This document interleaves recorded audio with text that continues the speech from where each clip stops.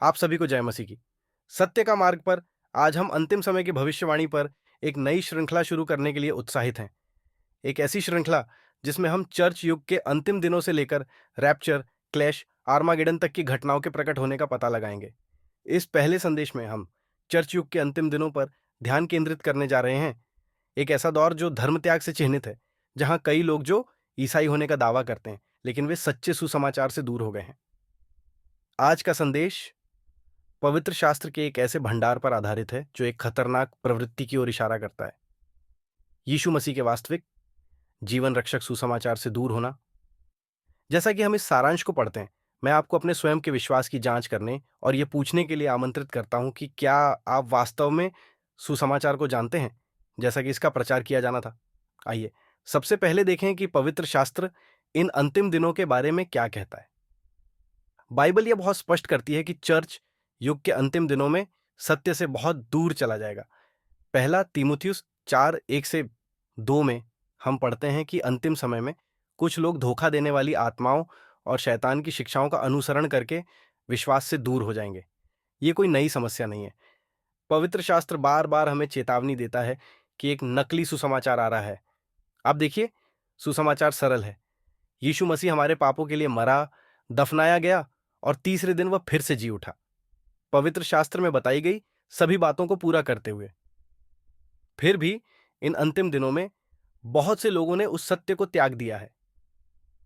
केवल विश्वास के माध्यम से अनुग्रह द्वारा उद्धार की नींव पर खड़े होने के बजाय बहुत से लोग कार्य आधारित सुसमाचार को अपना रहे हैं। एक ऐसा संस्करण जो मसीह के पूर्ण किए गए कार्य पर आराम करने के बजाय मानवीय प्रयास की मांग करता है। जैसा कि हम जानते हैं कि आप अपने कामों के द्वारा कभी भी उद्धार नहीं पा सकते। जब पौलुस ने दूसरा थिस्सलुनीकियों 2 में विश्वासियों को पतन के बारे में चेतावनी दी, विश्वास से दूर होने के बारे में, तो वह स्वयं स्वर्गारोहण के बारे में बात नहीं कर रहा था। वह आध्यात्मिक पतन का वर्णन कर रहा था, जहां झूठे शिक्षक सच्चे सुसमाचार की जगह ऐसे सिद्धांत को लाकर बहुतों को गुमराह करेंगे जिसमें बचाने की शक्ति नहीं है। यही कारण है कि मैं हमेशा पूछता हूं, यदि कोई ईसाई होने का दावा करता है, तो क्या वह पहला कुरिन्थियों 15:1-4 सुसमाचार को स्पष्ट रूप से सुना सकता है? दुख की बात है कि मेरे अनुभव में बहुत से लोग ऐसा नहीं कर सकते। यही वह संकट है जिसका हम आज सामना कर रहे हैं। अब यह पतन कैसा दिखता है? पीटर, पॉल, जूड और जॉन के शब्दों को देखें। दूसरे तीमुथियुस 3 में पॉल खतरनाक समय का वर्णन करता है जहां लोग स्वार्थी, घमंडी, अभिमानी और अवज्ञाकारी होते हैं। ऐसी विशेषताएं जो ईश्वरीय सत्य को अस्वीकार करने का संकेत देती हैं। झूठ भी पद 17 से 20 में उपहास करने वालों और मजाक उड़ाने वालों के बारे में चेतावनी देता है, जो अपनी अधर्मी वासनाओं का अनुसरण करते हैं, सुसमाचार के सत्य से दूर हो जाते हैं। जॉन अपने पहले पत्र में, जो कि पहला जॉन अध्याय 2 पद 18 में यहां तक लिखता है, हे बालकों, यह अंतिम घड़ी है, और जैसा कि तुमने सुना है कि मसीह का विरोधी आ रहे हैं, वैसे ही अब भी बहुत से मसीह विरोधी आ चुके हैं। मसीह विरोधी होने का क्या अर्थ है? इसका अर्थ केवल मसीह का विरोध करना ही नहीं है, बल्कि उनकी शिक्षाओं का गलत संस्करण अपनाना भी है। हमारे समय में हम इसे उन चर्चों में स्पष्ट रूप से देखते हैं जो मसीह के नाम का दावा करते हैं, जबकि सुसमाचार का एक पतला, कमजोर संस्करण सिखाते हैं। एक ऐसा संस्करण जो सच्चे पश्चाताप और अनुग्रह के बजाय काम, आराम और आत्म सहायता पर जोर देता है। इसलिए यदि आप आज चारों ओर देखें, तो आप देखेंगे कि ईसाई धर्म का दावा करने वाले कई लोगों को इस बात की बहुत कम समझ है कि सुसमाचार वास्तव में क्या है। वे सेवाओं में भाग ले सकते हैं, चर्च निर्माण परियोजनाओं में योगदान दे सकते हैं और यहां तक कि आध्यात्मिक होने का दावा भी कर सकते हैं। फिर भी उनके जीवन में नैतिक पतन, समझौता और वास्तविक उद्धारक विश्वास की कमी है। प्रकाशित वाक्य की 7 कलीसियाएं इस धर्म त्याग का एक अविश्वसनीय रूप से शक्तिशाली चित्रण प्रकाशित वाक्य की पुस्तक में पाया जाता है। अध्याय 2 और 3 में प्रभु एशिया की 7 कलीसियाओं को संबोधित करते हैं: Ephesus, Smyrna, Pergamos, Thyatira, Sardis, Philadelphia और लौदीकिया। यहां अर्थ की कई परतें हैं। यूहन्ना के दिनों में वास्तविक कलीसियाएं थीं। बाइबल विद्वानों का मानना है कि ये 7 कलीसियाएं कलीसिया युग की 7 अलग अलग अवधियों का प्रतिनिधित्व करती हैं। कलीसिया युग के लगभग 2000 वर्षों को 7 खंडों में विभाजित करके प्रत्येक लगभग 286 वर्ष हम कलीसिया के विकास और अंततः पतन के साथ भविष्य सूचक समानताएं देखते हैं। कुछ लोग इन संदेशों की व्याख्या ऐसे कलीसियाओं के रूप में भी करते हैं जो क्लेश काल में उभरेंगे। आइए संक्षेप में समीक्षा करें कि इनमें से प्रत्येक चर्च क्या दर्शाता है। इफिसस इफिसस का चर्च कभी कड़ी मेहनत और दृढ़ता से भरा हुआ था, लेकिन समय के साथ इसने अपना पहला प्यार खो दिया। शुद्ध, बिना समझौता किए, सत्य के लिए उत्साह। इफिसस उस अवधि का प्रतिनिधित्व करता है जब प्रारंभिक चर्च प्रेरितों के अधीन जीवन था, लेकिन फिर झूठे शिक्षकों द्वारा घुसपैठ करना शुरू कर दिया।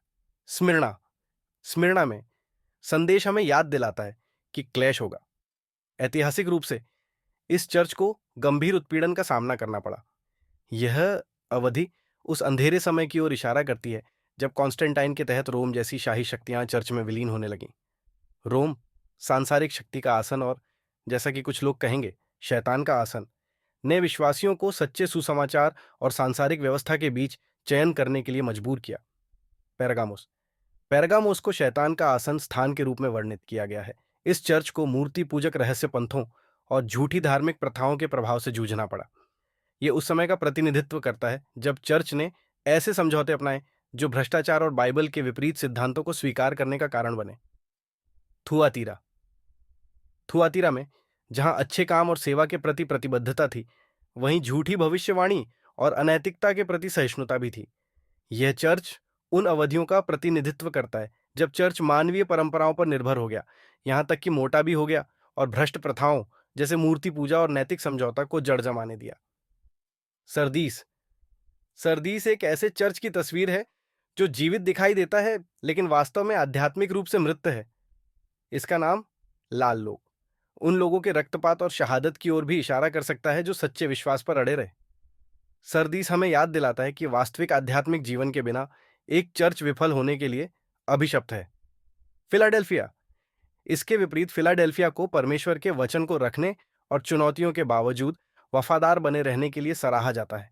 ऐतिहासिक रूप से यह एक ऐसे समय का प्रतिनिधित्व करता है जब पुनरुद्धार और सुधार ने जोर पकड़ा। एक ऐसा समय जब परमेश्वर का सच्चा वचन चमक उठा, जिससे नवीनीकरण और सुसमाचार का प्रसार हुआ। लौदीकिया अंत में लौदीकिया शायद हमारे समय के लिए सबसे महत्वपूर्ण है। लौदीकिया को यीशु का संदेश एक कठोर फटकार है। वह कहता है, मैं तुम्हारे कामों को जानता हूं कि तुम न तो ठंडे हो और न ही गर्म। मैं चाहता हूं कि तुम दोनों में से कोई एक हो या दूसरा। क्योंकि तुम कहते हो, मैं धनी हूं और समृद्ध हूं और मुझे किसी चीज की जरूरत नहीं है, और यह नहीं जानते कि तुम अभागे, दुखी, दरिद्र, अंधे और नंगे हो। इस चर्च का उपयोग हमारे वर्तमान युग के प्रतीक के रूप में किया जाता है। एक ऐसा समय जब कई चर्च गुनगुने हो गए हैं। वे बड़ी बड़ी इमारतें बनाते हैं, धन इकट्ठा करते हैं और सच्चे उद्धार करने वाले सुसमाचार की उपेक्षा करते हुए एक आरामदायक संदेश का प्रचार करते हैं। वे आध्यात्मिक रूप से नग्न हैं और यीशु दरवाजे पर खड़े हैं, दस्तक दे रहे हैं, उन्हें पश्चाताप करने और उनके पास वापस आने के लिए आमंत्रित कर रहे हैं। चर्च के पूरे इतिहास में हम इन चेतावनियों को सच्ची बाइबिल की शिक्षा के उत्थान और पतन में परिलक्षित होते हुए देखते हैं। इफिसुस में प्रेरितों के परिवर्तन से लेकर स्मिर्ना और पेरगामुस में रोमन कैथोलिक चर्च के उदय तक, और अंत में आधुनिक समय के लाओडिसियाई चर्च तक, परमेश्वर के भविष्य सूचक वचन के निशान स्पष्ट हैं। भविष्यवाणी चेतावनी देती है कि अगर हम समझौता और झूठी शिक्षा के इस रास्ते पर चलते रहेंगे तो हम धर्म त्याग के युग में जी रहे हैं। यीशु मसीह के शुद्ध सुसमाचार से एक खतरनाक विचलन।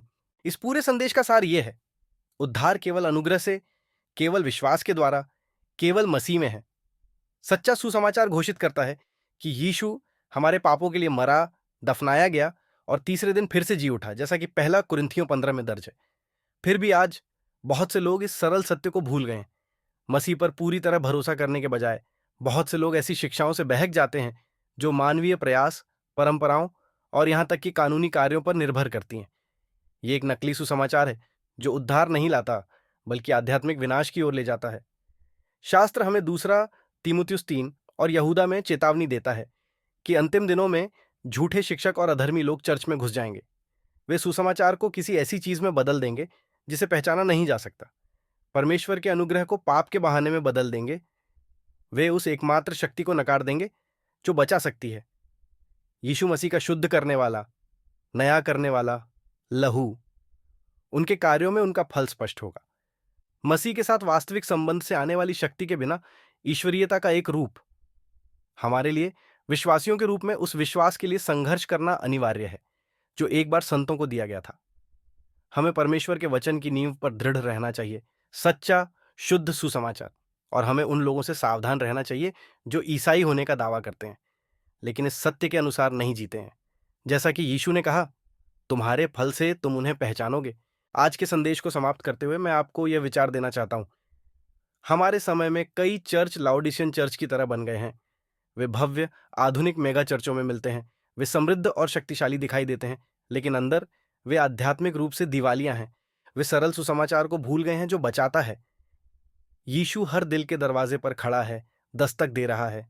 वह हमारे साथ भोजन करने और हमें उस जीवंत विश्वास को बहाल करने के लिए तरसता है जो हमारे पास पहले था। बाइबल यह स्पष्ट करती है कि हम अंतिम दिनों में रह रहे हैं, ठीक वैसे ही जैसे नूह के दिनों में था जब पाप व्याप्त था, और ठीक वैसे ही जैसे ल्यूक 17 की भविष्यवाणी में था जहां लोग रोजमर्रा की गतिविधियों में उलझे हुए थे, आने वाले न्याय से बेखबर। आज हम वही नैतिक पतन देखते हैं। बाइबल की सच्चाई पर समझौता, ईश्वर के वचन के विपरीत व्यवहार का सामान्यीकरण और व्यापक धर्म त्याग जो कई लोगों को खो देता है।